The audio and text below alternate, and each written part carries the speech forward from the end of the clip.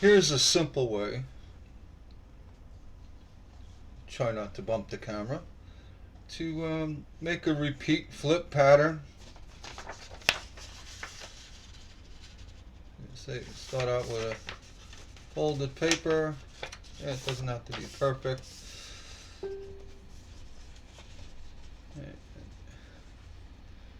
A number 2 pencil. Right. And you start at the top. So you want to make a tree of some sort, Christmas tree. Want to follow you. You don't want to come in too high. It looks stupid. You want to come here.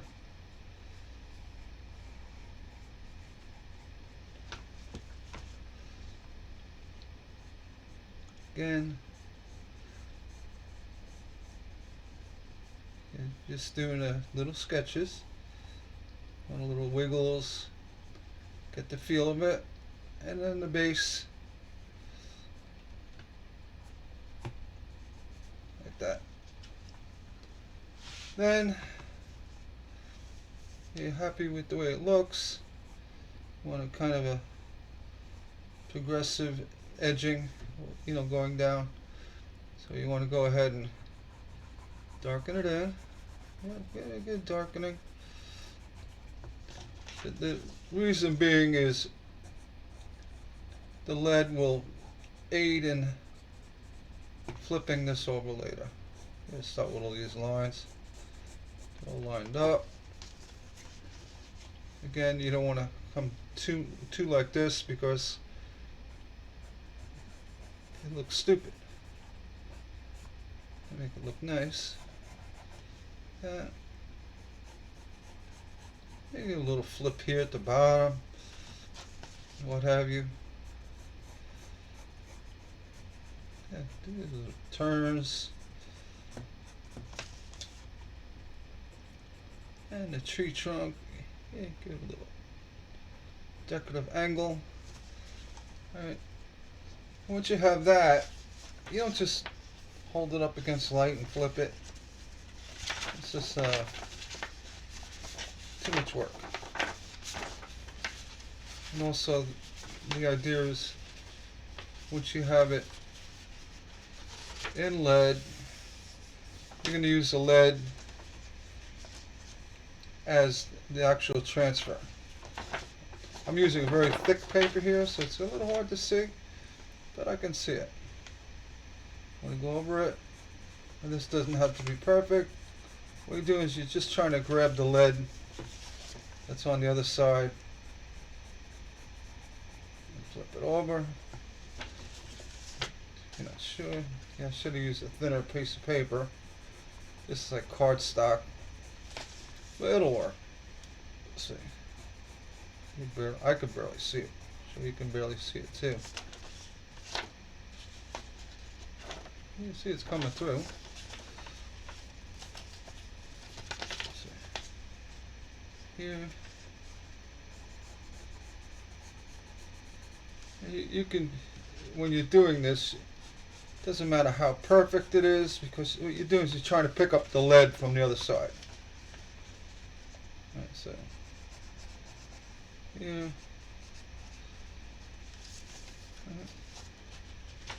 That's the back of it. Now that's the front. If you look, see a little light here. I'm going to go up here again. Get a little bit more. Again, it doesn't have to be perfect on the back. I picked it up. Let's see if it's a little light. Let's give it a little more here.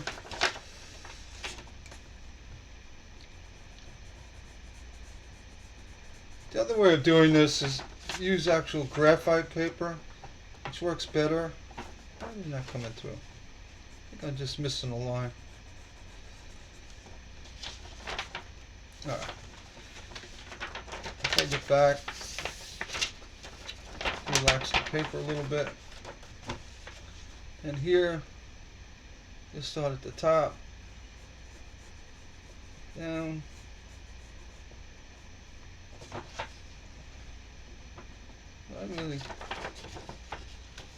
My apologies. I did not follow the line. So this is better to do on a light table. Just showing this flipping technique. And the other way is to use graphite paper upside down. Yeah, you kind of see it.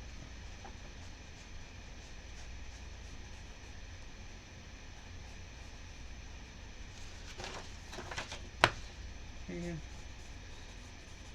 A little harder if you want. Here.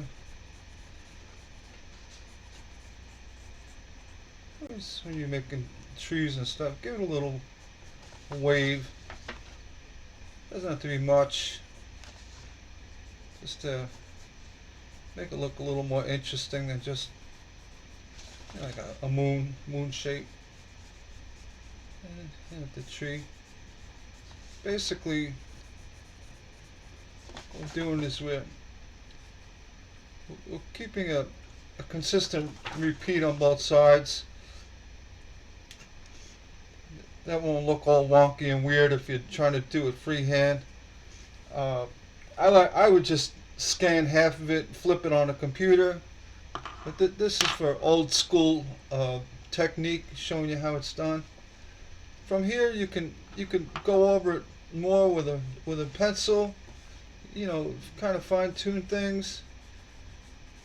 You can do that, or hit it with the gel pen, make another pattern. You know, see how everything's lining up. Basically, that's how you flip it. If you go from here, you try to look through it. You're looking through 2 layers.